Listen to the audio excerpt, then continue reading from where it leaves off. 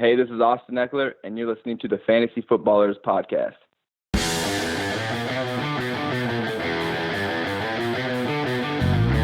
Welcome to the Fantasy Footballers Podcast with your hosts, Andy Holloway, Jason Moore, and Mike Wright.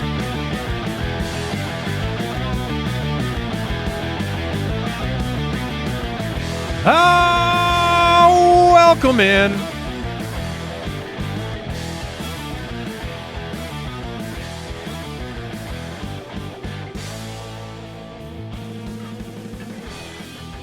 Tuesday, November 5th, 2024. The Fantasy Footballers. Happy to be with you on this fine day. Good morning, good evening, good afternoon. November 5th was actually the, I believe that's the day that Marty went back to 1955. Is it really? I think it was November 5th, What? 1955. I thought it was in October. No. Back No. to the Future Day? Yeah. Oh, take man. a look. Take Back a to look. the See, future. I'm usually going Day. to side with Mike on these things. but Back to the Future Day is celebrated on October 21st.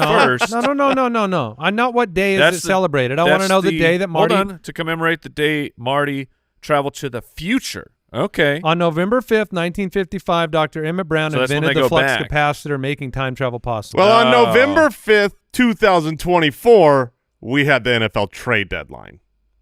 We Thanks, do. And we got Jason. moves are already happening. Big time moves, guys that people It's- liked in college. It's the NFL. What is the actual time today when that will be over with? 4 p.m. Eastern. Thank you. You're welcome. Yes. So we've got a few hours left. We've got Monday Night Football to talk about, difference makers on the show today, news, including the trades thus far, and the waiver wire. So, and full stream ahead. Big show. So much to talk about, Mr. Moore. Yeah, it's going to be great. It's You going to be okay great. over So there, we Jake? also have Can I just yeah, do go. you mind sharing No. why you were late today? No, I don't mind. Jason, I mean, nobody knew I was late today until Well- you just announced it. Well, we had the benefit on Sunday that the time switch happened, and Arizona doesn't have. Arizona does that right. Yeah, I mean, Just about that. we though. don't have daylight savings time, and so for all of the East Coasters, like, we're an hour earlier than we used to be, or in this case, 50 minutes earlier, because Jason Moore bought a shed for his house in the most unusual way. Well, Some people buy. Here's some of the ways you buy sheds. You pay a company to come and build the shed on your property. You can go purchase a shed kit and build it yourself You're not going to do that. on your own property, or You can have a shed flown in by a crane. so Jason sends a picture, says he's coming in hot today.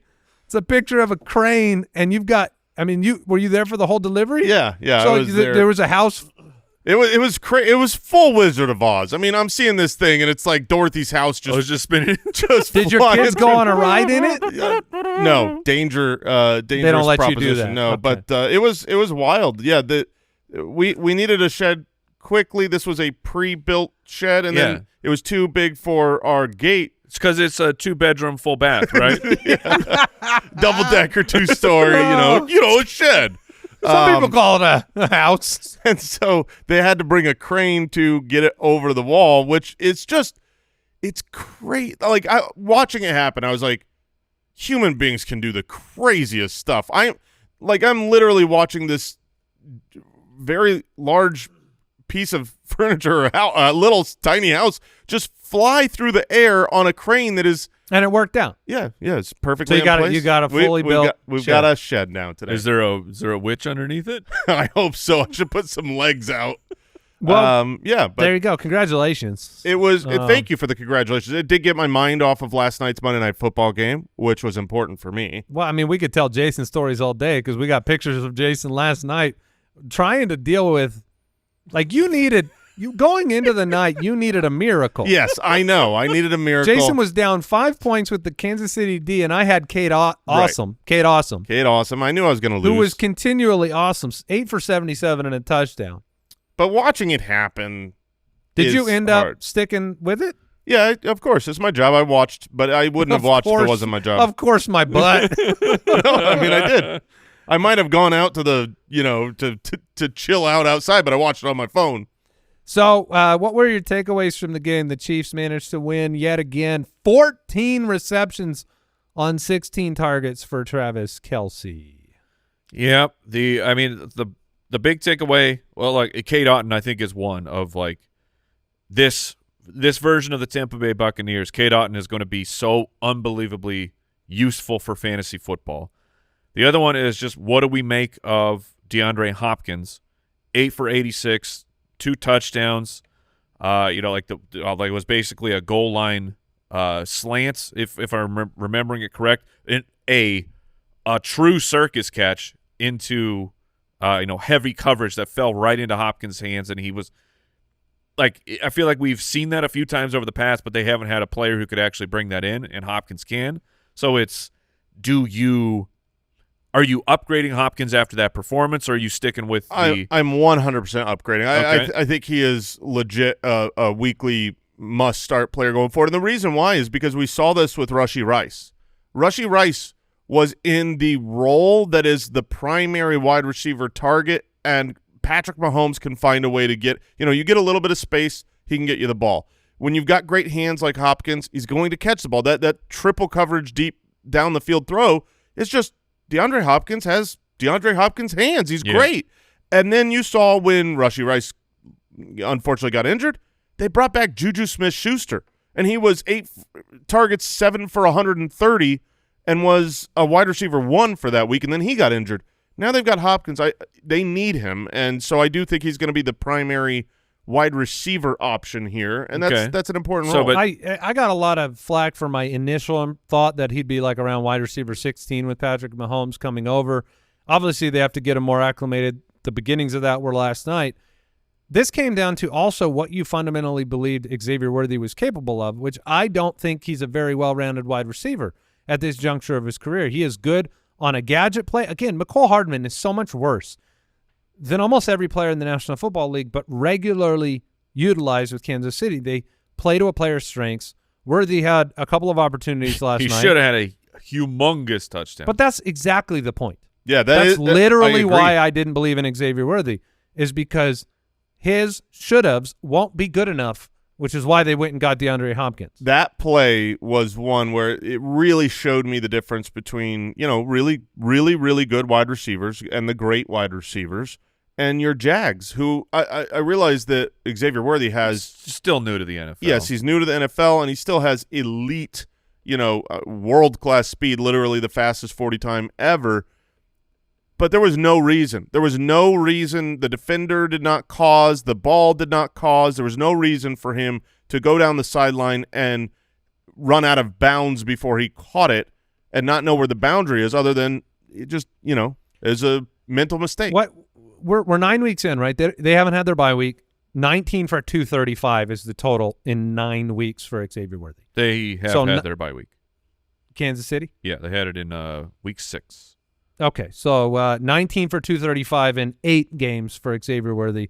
When you look at the the combo of receivers there, 39 targets for Worthy, 32 targets for Adonai Mitchell. The teammates, Worthy has 235 yards, Mitchell 140. And then what do you do with Patrick Mahomes? Hey, we had a QB4 on the week is what I'm seeing in a 4-point quarterback scoring format. Threw the ball 44 times. That was the first time throwing the ball over 40 times this year. 290, 3 touchdowns. Hopkins looks like he still has some juice. I mean, is this? And Kelce was great, and this is a Baker thing. Yeah, I agree. This is Baker and the offense for Tampa Bay on the road, going out there and delivering offensive effectiveness. They looked so good. I mean, the fact that you have lost Chris Godwin and Mike Evans, Baker is like, he obviously is not going to be in the MVP running. You can't. They're 4-5. That award goes to, what team is the best, whose quarterback is that. But he is absolutely worthy of being the most valuable player in the NFL. He is playing outstanding football, piecing it together. They you could argue them maybe should have won this game. I mean, they forced overtime.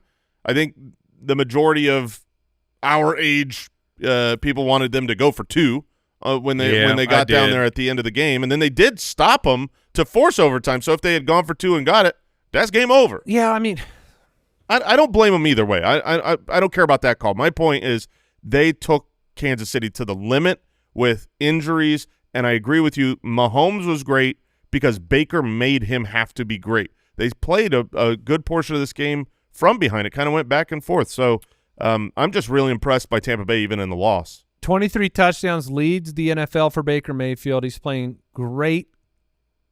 He's playing as well as I've ever seen him play. And so, you know, that we're going to get into some things about that offense. Cade Otton right now, when you look at that, I'm going to read you a name. Okay. You tell me whether you'd rather have him rest of season over Cade Otton. Yep. Kittle? No, Kittle. Yeah. Okay, Kittle. right. Bowers? Okay. McBride? I would take McBride. I would too. That's it. Yeah. I mean, Kelsey. Yeah. I mean, but I'm still going to take Kelsey. The rest of season is hard of, like, when is Mike Evans back? And right now, Cade Otton is sitting as the tight end 4 in points per game, but behind the 3 names that you guys said you'd take ahead. I think tight end 4 or 5. So, I mean, it's just – he's in that next category with Evan Ingram and Njoku where, you know, they have – the team around them has caused them to be so important to their role. And Cade Otton has really balled out. He's looked great. He's in sync with Baker. And if you have to look at those 3, Evan Ingram, David Njoku, and Cade Otton, it's hard to not just go recency bias to take Cade Otton because he's the best. But I think I do. He's been getting it done. It's not just like he is rising to the occasion. Like, we see plenty of guys who are like, oh, here's the opportunity.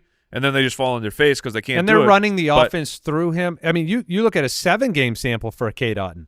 So the first 2 weeks, not involved. Last 7 games, on pace for 141 targets, 105 receptions, over 1,000 yards, and 10 touchdowns. And it Baker. That's what I was going to say. Like, I'll take you want Baker or Trevor Lawrence or Jameis Winston? Yeah, that's easy right now. All right. Let's go ahead and turn the page here from the Monday Night Football game. It's a little bit of a shame that the Buccaneers couldn't get it done just for their season and what they're playing for and the trajectory. They've had some close games this year, and they're definitely missing those wideouts, but impressive performance by Baker.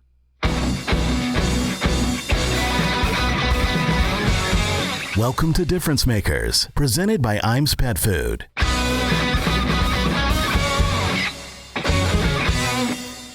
On today's Difference Makers, we're keeping it simple because, look, it's time to take out some insurance policies. I've seen way too many teams out there riding dirty at this point of the season. Look, at the beginning of the season, we talk about it's pretty rare that we draft these insurance running backs. This year it was like, okay, I'll take like Blake Corum because I know, and then it turned into Jordan Mason once the news all eventually fell out.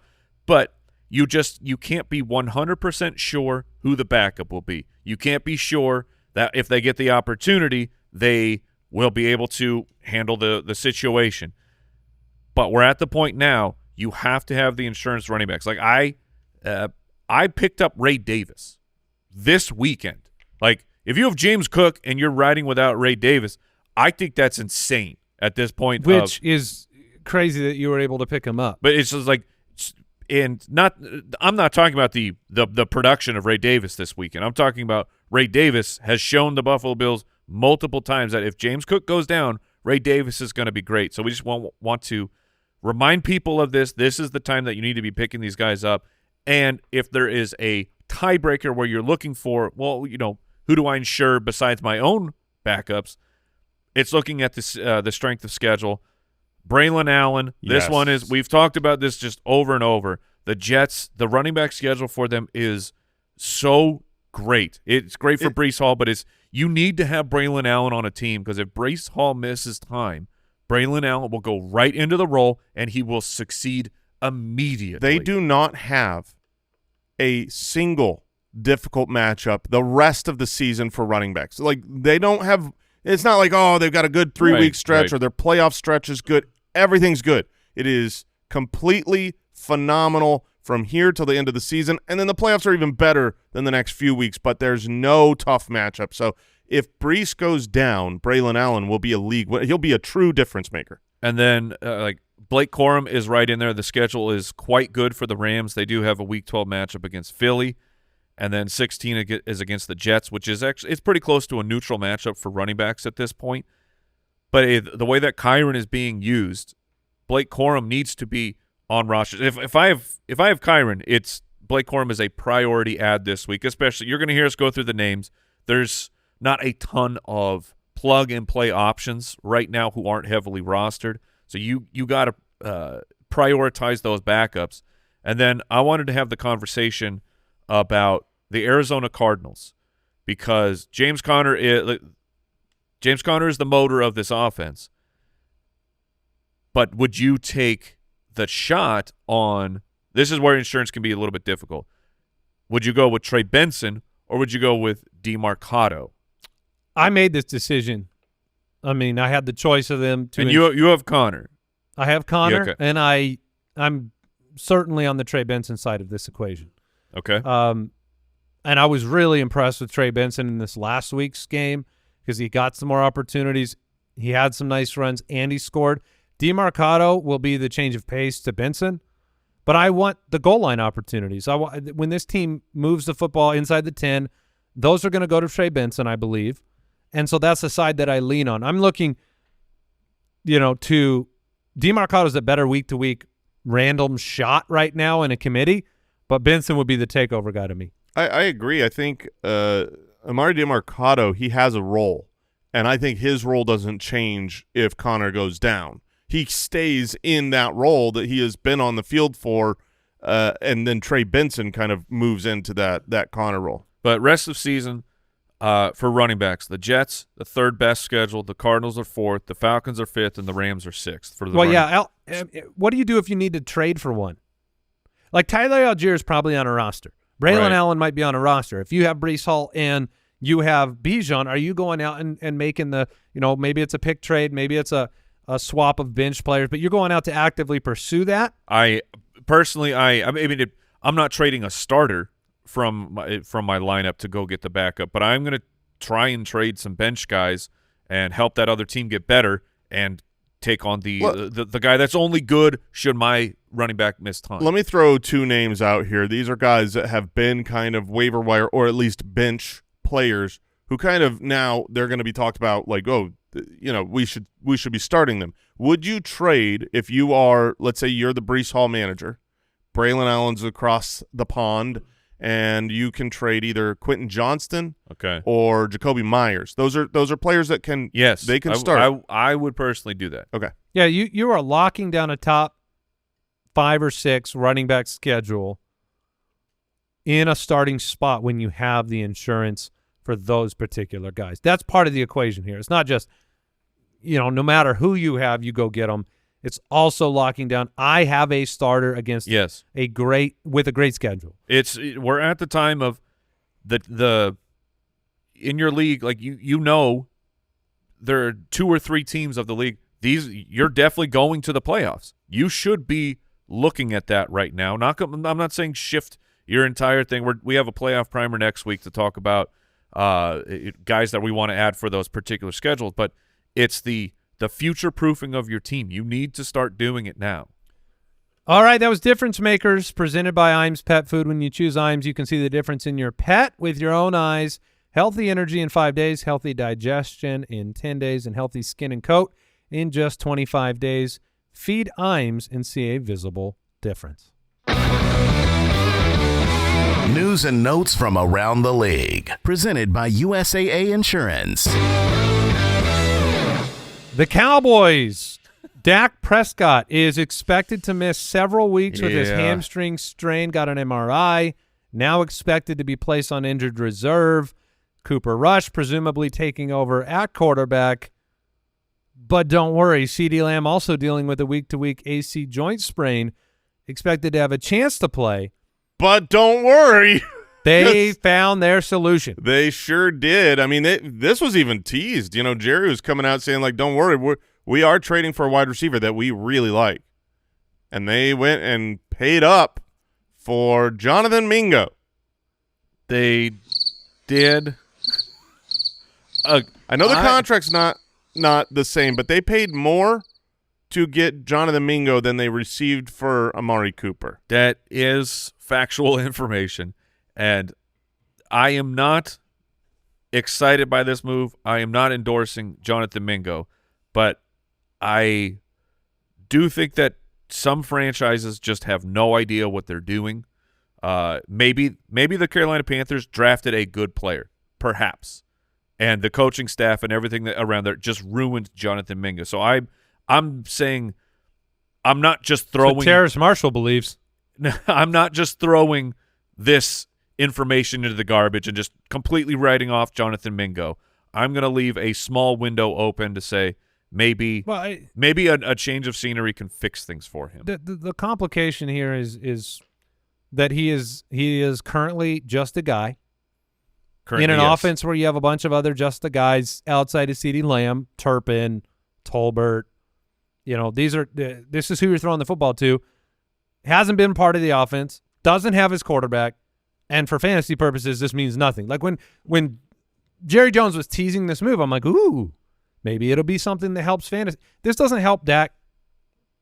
You know, this doesn't help. I mean, he's not playing. Yes. So this doesn't help your fantasy situation at all. It just, you know, it's bewildering to me to make a move, losing a fourth rounder in the situation you're in. I guess I'm happy they think they can still win. That matters to me.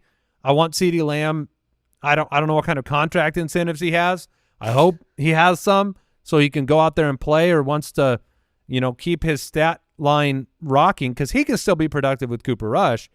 Because who else are you going to throw the ball to? I think that I'm speaking, I guess, more for dynasty. Just like it's possible that Mingo was just thrown onto a waiver wire, or if you've been stashing him, maybe there's a little bit of hope. These situations have to be 1 in a million to work out. From a dynasty perspective, if I had Mingo, I would be so thrilled right now, and I would try and trade him to try to get a second. If I could go find, you're not getting a second. No, there's a Cowboy fan. There's a Cowboy fan in every league that you could be like a second rounder for the future. I mean, you know, look at what Brandon Cooks did. You can spin that narrative. I don't think it's going to amount to anything. My point is, if I could get anything for Mingo, I would do it. The Bears have traded away the unused yet seemingly somewhat talented Khalil Herbert. He heads to Cincinnati to join the Bengals. Zach Moss going to miss the remainder of the regular season and maybe beyond. Yeah, the quote was with a neck injury. The quote on Zach Moss was at least the rest of the year. That was not great. What is your reaction to this news? Chase Brown has been good. Obviously, they wanted to add depth, but would you consider Herbert to be a cursory what happens at? Yeah, I mean, I think he's now the backup running back here. You saw 100% of carries go to Chase Brown last week.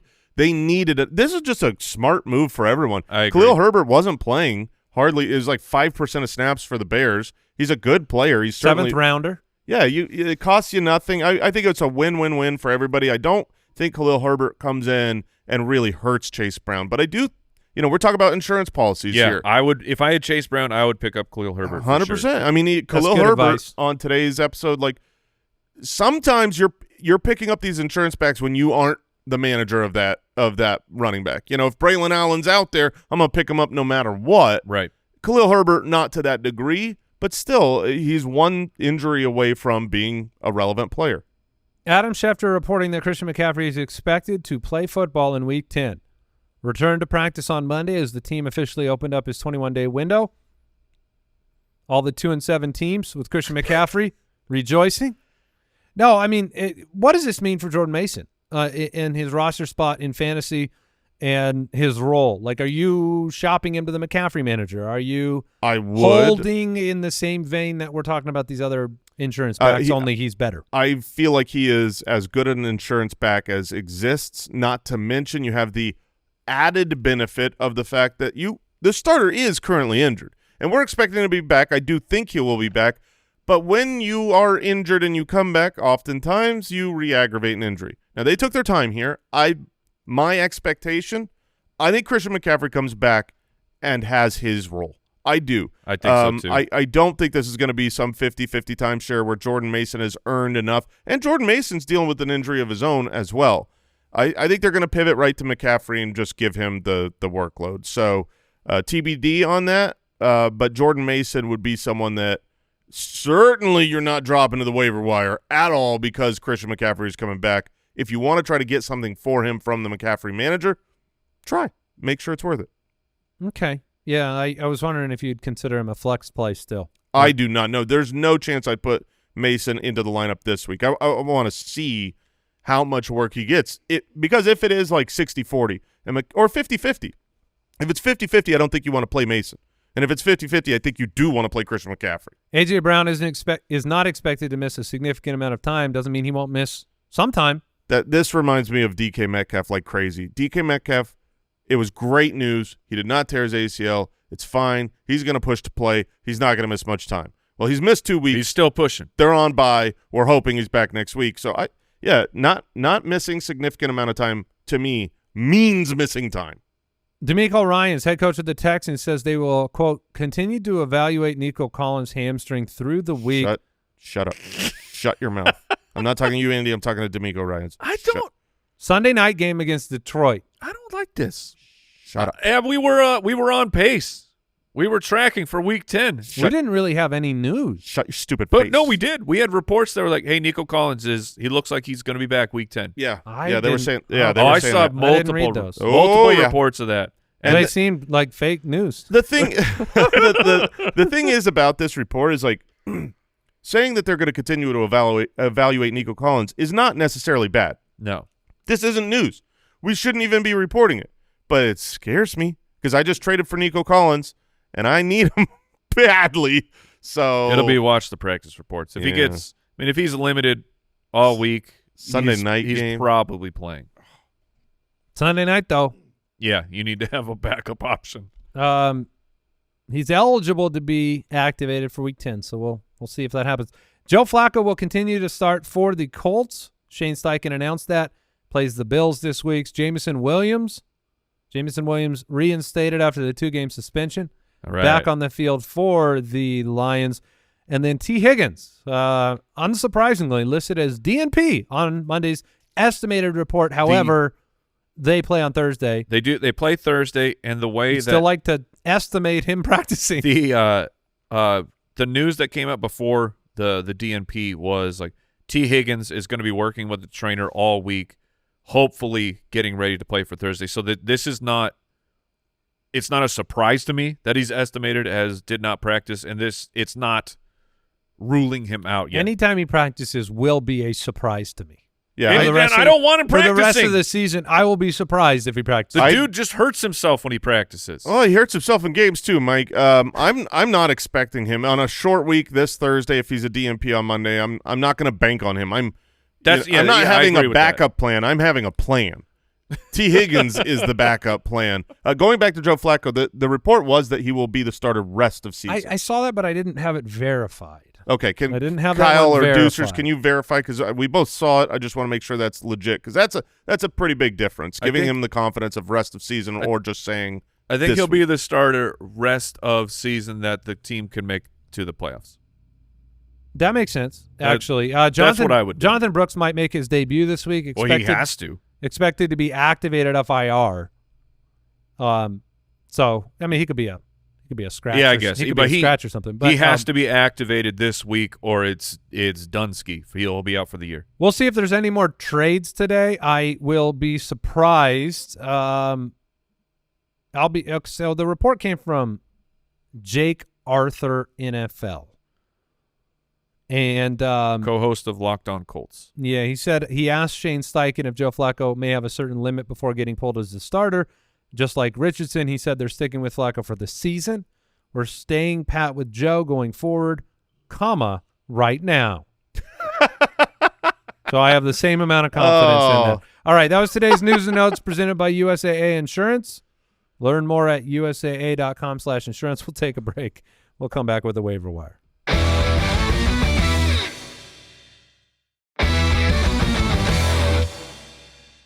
I mean, the way that the media cycle works with head coaches, the way that the scrutiny, 2 weeks ago, the Bears on top of the world, one Hail Mary, you're the worst team.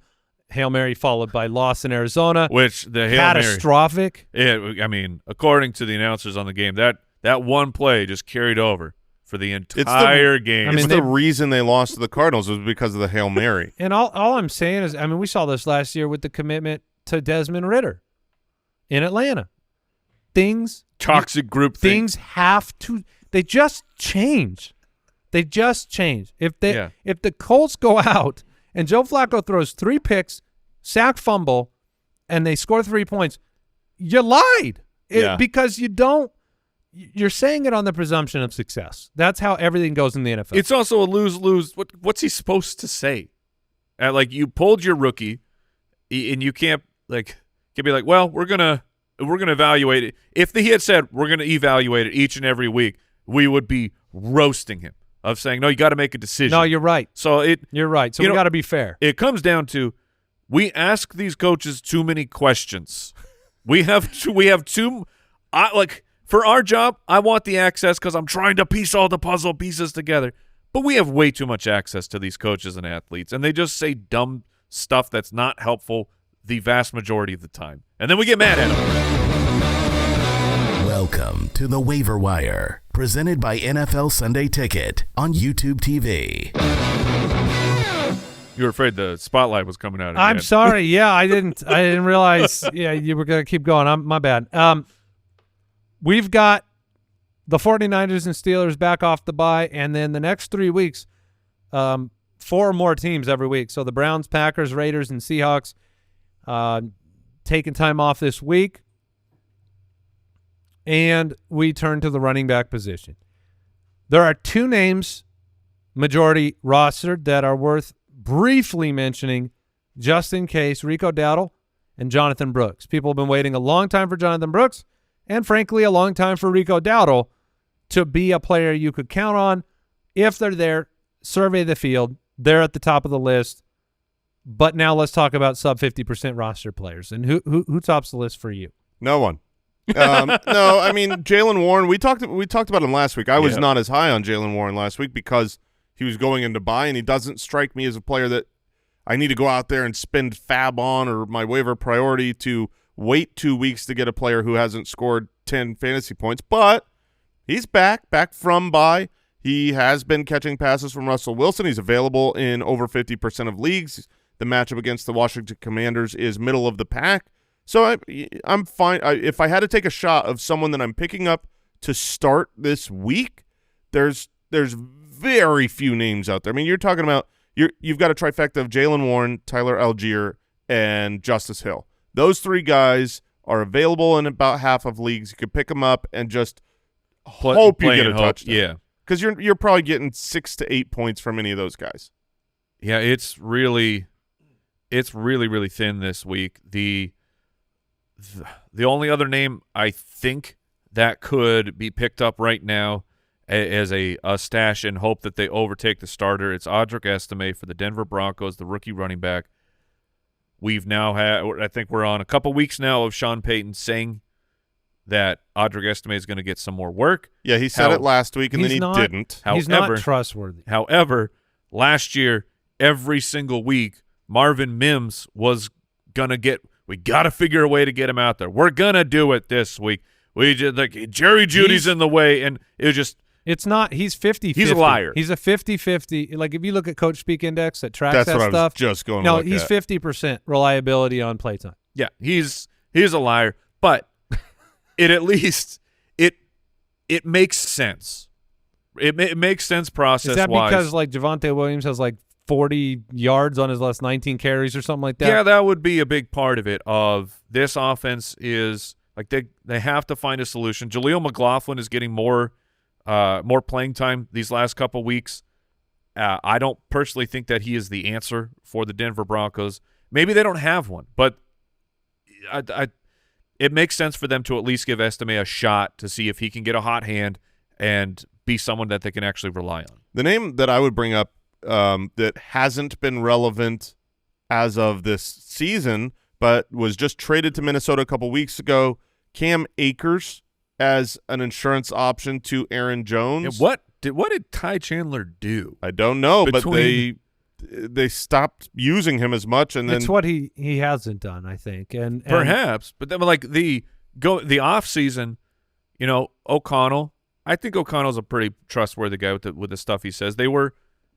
Maybe they were just pumping up that this is their player because they gave him 8 weeks. Yeah, they They did. gave him 8 weeks. I mean, that's not being dishonest. You gave him the half the season to try to show you something. He didn't show you. Most of the weeks for Chandler this year, 2.1 a carry, 1.9, 1.7, 2.1, 2. He hasn't gotten it done. They can't give him the ball. It's a pretty good audition. The last 2 weeks, there's a combined 4% of snaps for Ty Chandler. So that role has now been given over to Cam Akers, who he looked okay when he was there. So just as an insurance back, someone that is widely available, I'm not excited to pick him up. I'd rather have Khalil Herbert, who is also 9% rostered. There's just not a lot of names. I mean, it's really like get your insurance policies. Go grab your. This is the second week has been like this at running back, and it's good news because it means there wasn't a catastrophic injury. It means one of the star running backs for 2 weeks in a row hasn't gotten injured, because usually we're coming in and we're bringing up this name, whatever it is, as like he now gets to be the starter. So in some regards, I hope that it sucks the rest of the season. No, it's actually a good point. I mean, I hate you even bringing it up because it feels like we're tempting fate or something, but you're right. And it's a good time to remind you that we have a full waiver wire rankings, and we have them customized to your specific league if you import it into the Ultimate Dashboard, which just this past week, the in-season app. So if you search the App Store for the Fantasy Footballers and you download that app, it's free to download. As long as you're a member at jointhefoot.com, you can get access to the Ultimate Dashboard inside the app, which we have a custom waiver wire, custom spot starts, everything with our rankings that we put together on the waiver show and throughout the week as we adjust them. That gets reflected with your league and who's actually available. So I encourage you to take advantage of that, and the fact that you can do that now in your pocket. And we've had an app for years, but it has not been what it is. So if you've had it, go and update the app. It is completely revamped. It is awesome. Having the Ultimate Dashboard in your pocket for waivers and for spot starts and for lineup optimization is truly awesome. It's out right now on your iOS app, and it will be coming to Android. Yeah, it's on Android, but the update is coming this week. Yeah. So if you want to go grab it on Android, and then when the update comes through sometime this week, you'll get the Ultimate Dashboard there too. Drop candidates, Travis Etienne, Devin Singletary, that's a no and a no for me. I would not drop. I mean, have you listened to the names we just mentioned? Yeah. I wouldn't do that, especially not Etienne. That would be dumb. Singletary's job is gone, but Etienne could get it back. At wide receiver, the name that's going to probably fetch the most fab. He's going to get the bag. Quentin Johnston, 4 for 118 and 1. Came off of an injury. He's only 28% rostered. To me, I don't know if I'm willing to break the bank on it, but I'd be investing. Yeah, they're throwing it more, and Quentin Johnston looked good before the injury. We brought this up on yesterday's episode. Quentin Johnston, I mean, he's catching the ball, he's getting open, he's been pretty good for fantasy. He obviously got injured, and that was bad, but they're also allowing Herbert to throw the ball more. He's a talented player. He was a raw prospect coming in with like some development that was needed, but if they gave him the development, I mean, you look at I know in the early offseason we were talking about the difference in coaching styles with Dennis Allen tearing down all of his players, but you had Harbaugh just talking like Quentin Johnston goes out, drops a couple passes in camp, and then he comes out and he's just talking about how great Quentin Johnston is, what attributes he sees that he loves out of this guy. He's just building them up, and lo and behold, Quentin Johnston is developing. He's playing better. And is playing better, and so this is a talented human being, a talented athlete that if he can actually develop could become a legit, weekly option for Herbert. Xavier Legette, probably the best thing that the Panthers have going in the wide receiver room right now. Legette and Jalen Coker, I think both of those names, it's important to bring them up again because maybe Coker had a lot of attention last week, got picked up, didn't have as big of a game. so maybe he gets ignored. These are going to be some ping-pong type of situations, and wide receivers at the top are inconsistent, so certainly in this tier, they're going to be inconsistent. So, like, you should come back to the well is what I'm saying. Yeah, Liggett has been double digits in fantasy points 3 of the last 4 weeks, 4 of the last 6 weeks. He's involved. He's on the field a lot, 83%, 84, 77% of snaps, and he's really used around the goal line. He's a gargantuan man. So the red zone opportunities have been there. You don't expect them a ton with Bryce Young throwing the ball, but, I mean, he's had 4 touchdowns in the last 6 weeks. I like manufactured touches when you have an offense that you don't have trust in too, and you're going to see more of that. Like, he has a rushing attempt in 3 straight games, and so I like Liggett more than Coker, both to pay attention to. I think Fab's going to get spent on Demarcus Robinson this week, and I'm not sure that I will be in that place. I know he's a very he's had effective games last year with both Kupp and Puka on the field. This last week we didn't have Puka for half the game. He was on 30% snap counts the week before when Robinson was really effective. It's not that Robinson shouldn't be rostered, but to me, I wouldn't spend I don't have the confidence to spend big fab there when I have other players I like. Not at all. Demarcus Robinson has been good when the game script requires Stafford to air it out, and then he's the third on the field. That's his situation, but he is a streaming option, a matchup play. This week he's playing against Miami. They give up the 3rd fewest points to wide receivers. This doesn't strike me as one of those game scripts that I am targeting the 3rd wide receiver for their opponent. I got 2 wide receivers I would bring up. Juwan Jennings, yes, San Francisco. Please. He's back. Like, they were on bye last week, and Brandon Ayuk is gone for the rest of the season. They get to play Tampa Bay, then Seattle. So we have 2 good matchups coming up here, and he's already balled out a few times this season. So I think that him and Huge are my priority ads, but Jennings a little bit higher on the roster percentage. Do you put Pearsall in the category with him as somebody that I think he should be? Pearsall is a player that should be rostered in basically every single 12-team league, but I would really prioritize Juwan Jennings. I'll take the guy that I know already has some type of connection with Brock Purdy. And it's not a first-round rookie trying to work his way in. And then the other name is it's Pop Douglas. It's Demario Douglas of the New England Patriots. It was the production, only 7 points in a half-point scoring format, but look at the outside numbers. 9 targets. He caught 7 of them. It was only 35 yards. Look, that's kind of gross, but he had 7 receptions. And in the other game where he played, more snaps than not with Drake May, it's like they've had a weird overlapping thing where we can't seem to get them together at the same time.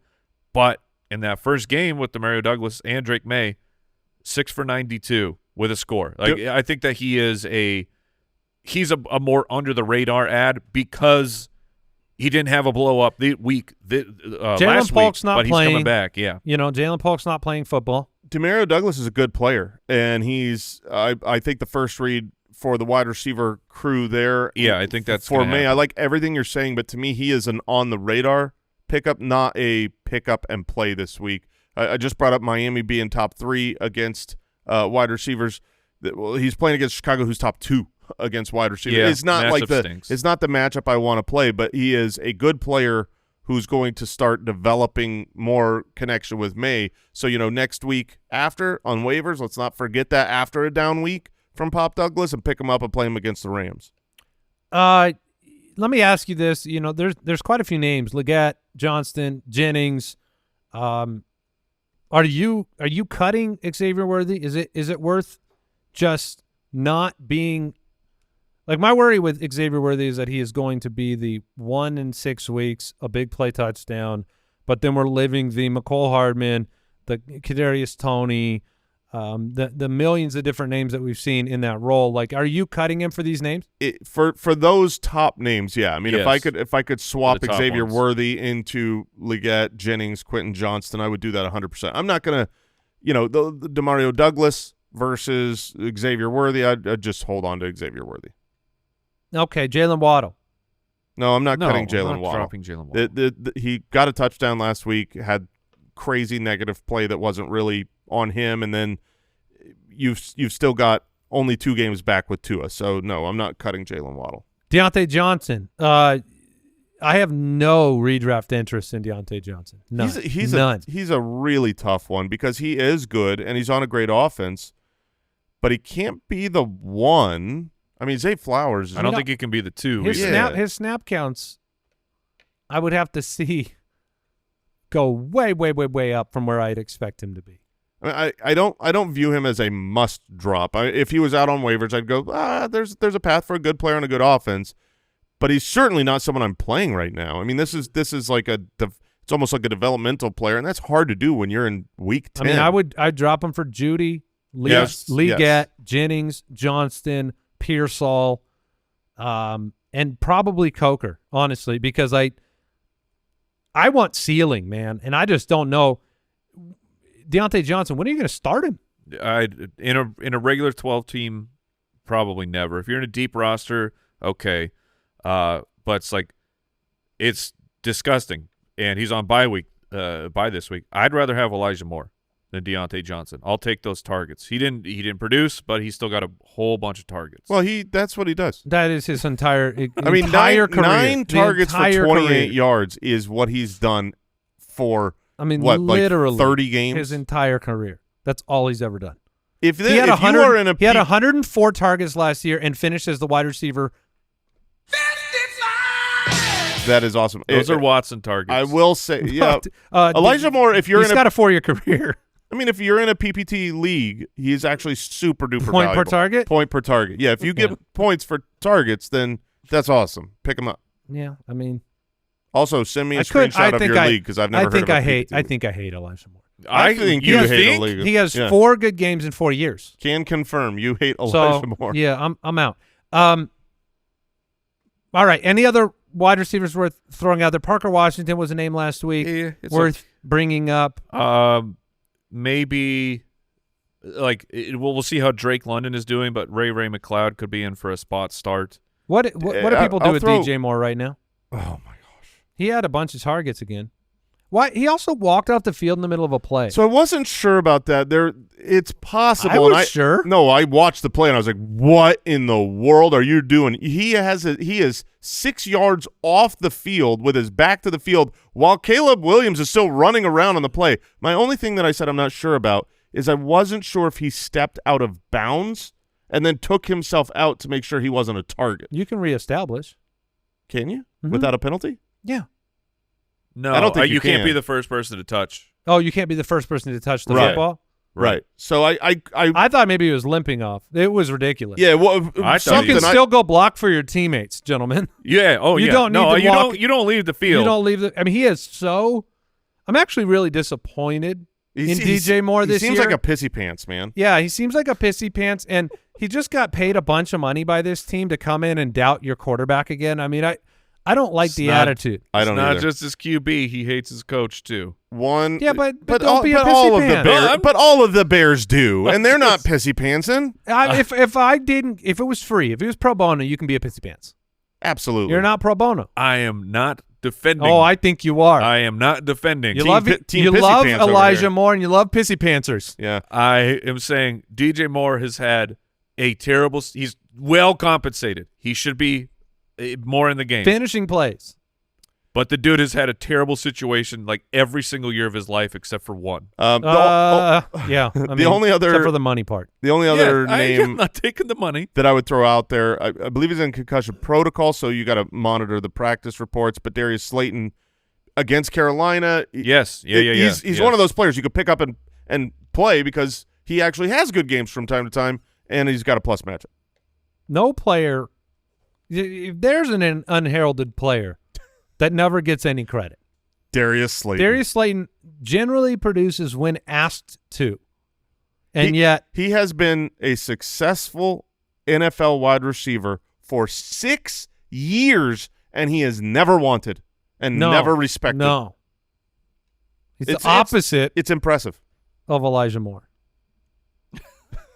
All right, we'll Fair. take a break. We'll hit the tight ends.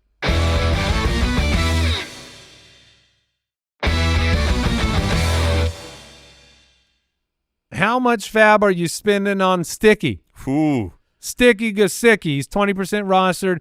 You've lost Eric All Jr. T. Higgins is forever doubtful. And you've got a Thursday night game against the single best team to throw the football against over the last 5 weeks. If you look at who you want to start a wideout against, which Gesicki, when he runs from the slot, that's a big, tall, sticky-handed wideout. Mm-hmm. How much are you spending up on Gesicki? Because how long do you think this will last? I don't think it will last once T. Higgins is back, but it is worth spending up, burning your priority, or spending money to get a victory. Sorry. Do you know a snap count last week? I just want you to take a shot at. Snap count? Yeah, snap count for Gesicki. Number 1 overall tight end, 5 for 102. What's the snap count? Makes me want to go 100%, but I don't know, 88%. Mike? I'm going to guess like 60-something. So Eric All Jr. was knocked out, right? Yeah. 36%. Yeah, okay. So, I mean, look, 36%. Oh, you were talking about Eric All? Nope. No. Wait, That's what? Sticky Gesicki. Sticky Gesicki. played. Yeah. That's not right. That's inaccurate. Strike from the tape. Scrub it. That's wrong. You This is sound why- dumb. Yeah, I had to laugh because we're talking about the future. The future was Sticky Gesicki, 36% of It's- snaps. Was he It's 100% targets per route run? Like, His average snap count on the year is 41% on the season. Yeah, it's all that one's all about route participation. Yes, it is. Wow. Yes, it is. But I mean, the targets the last 2 weeks, 8 and 6. It's just that, like K. Dotton compared to Mike Gesicki. K. Dotton plays every snap of Yes, the he does. ball game.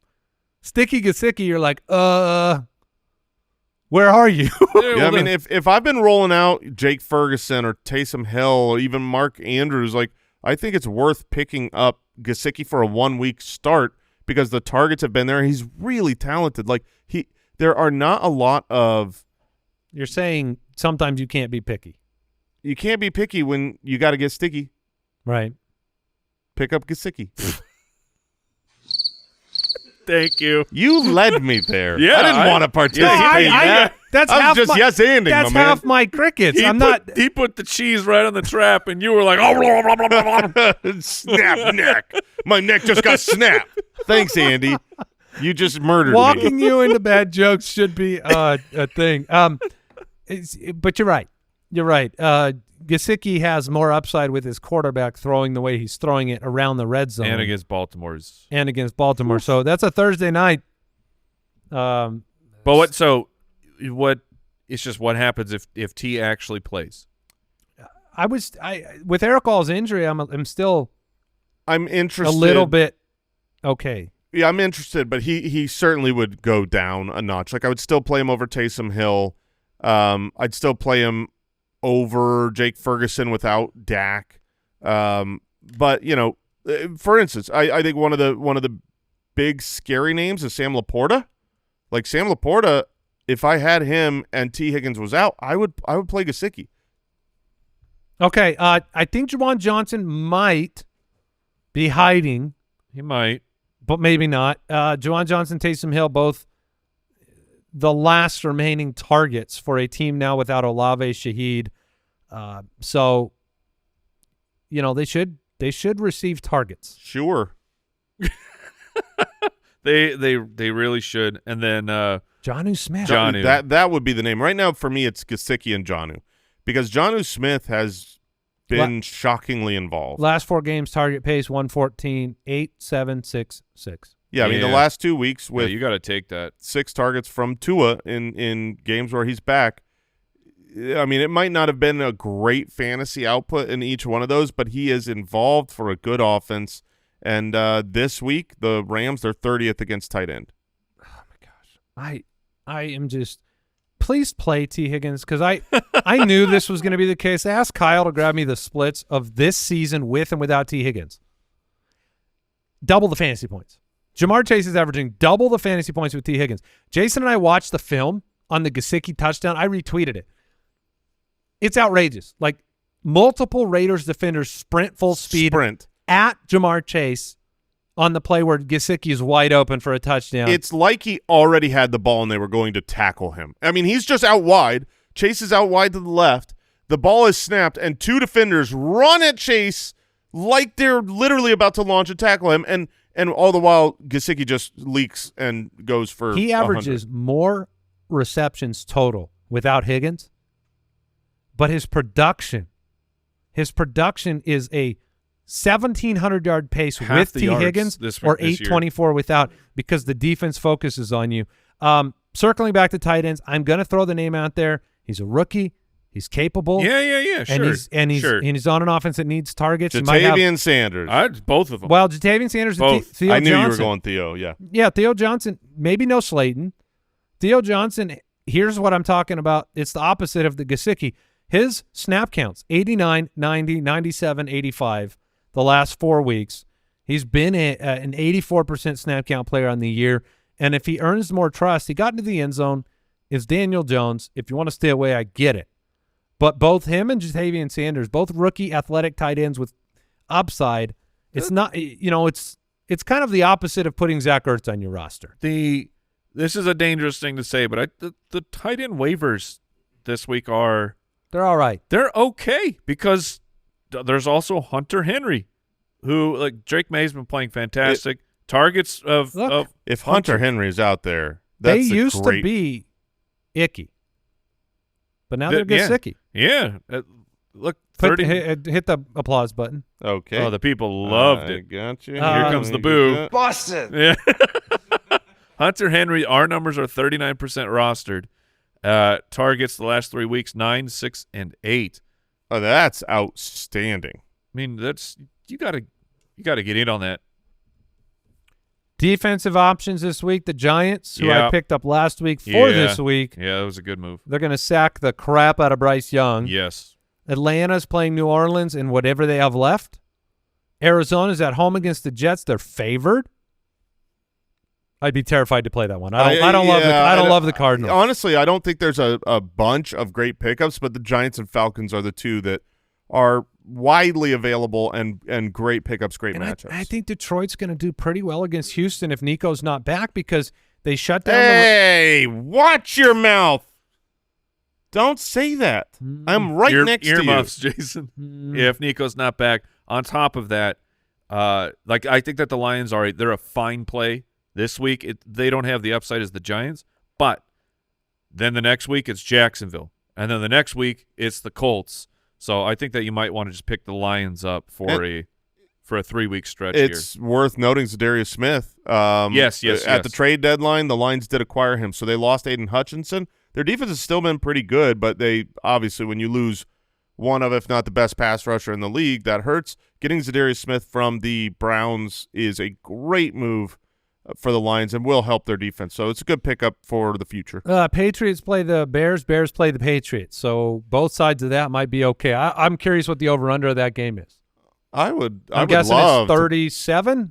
I think the Chicago defense would be great against the Patriots offense. Drake May has looked very good to me considering the situation. 39.5. But it's bad. Like, his situation's bad. I don't expect the Patriots to be good, especially on the road in Chicago. Tennessee put up 11 fantasy points against them last week in our league against New England, so you're right on that. That was today's Waiver Wire, brought to you by NFL Sunday Ticket on YouTube TV. We're excited to announce that right now you can get NFL Sunday Ticket for the rest of the season for only $209. Visit youtube.com/fantasyfootballers to sign up today. Terms and embargoes apply. No cancellations. Full stream ahead.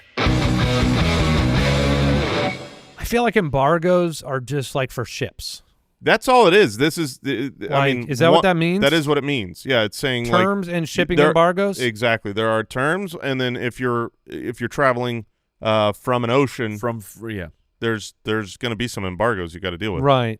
Which is, of course, what is an embargo again? An embargo is a contractual issue in the ocean. Oh, okay. Yeah, big ocean. Big ocean. I'm going to stream Justin Herbert this week. All right. Justin Herbert's been throwing the football quite a bit. They've upped their pass rate. He was only averaging 23 pass attempts per game in the first 4 weeks. Now he's averaging 22 completions a game. Over the last 3 weeks, 287 passing yards a game is quite impressive. And with Quentin Johnston back, Ladd McConkey, I'm gonna put Justin Herbert appropriately into that streaming category. And I feel like I'm doing something nice. You know what I mean? Like Herbert has taken the brunt of the head coaching change problems. Yeah, he deserves this. He deserves it. He's a good quarterback. Stream that man.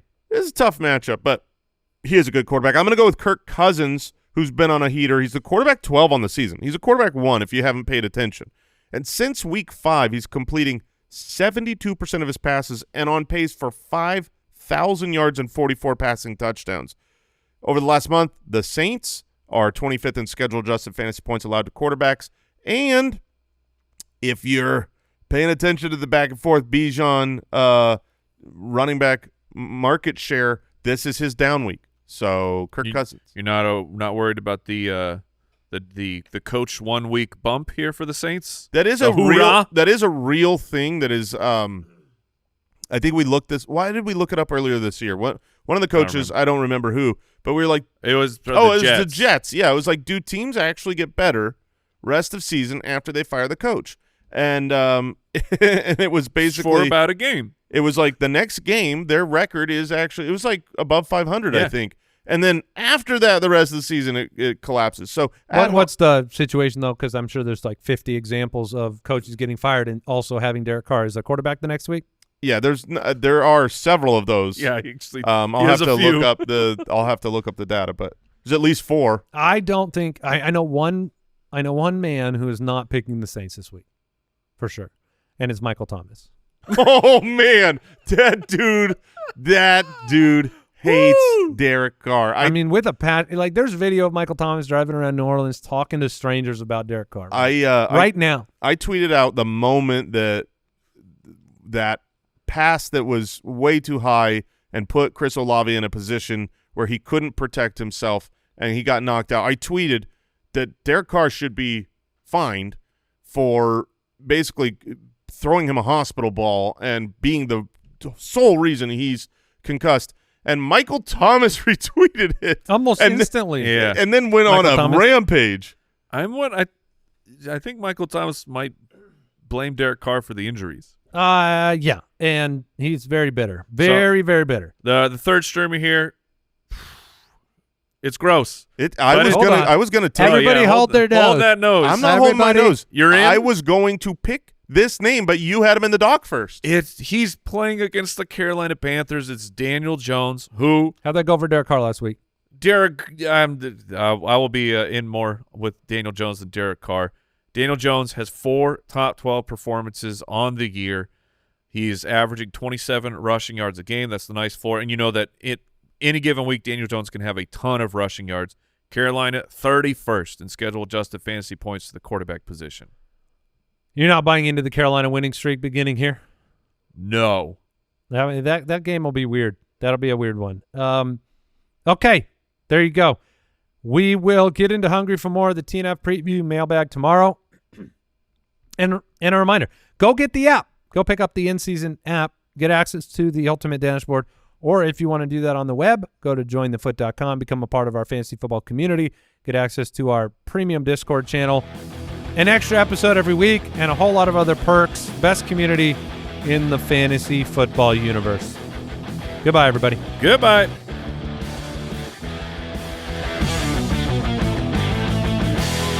Thank you for listening to another episode of the Fantasy Footballers Podcast. Join our fantasy football community on jointhefoot.com and follow us on Twitter @TheFFBallers.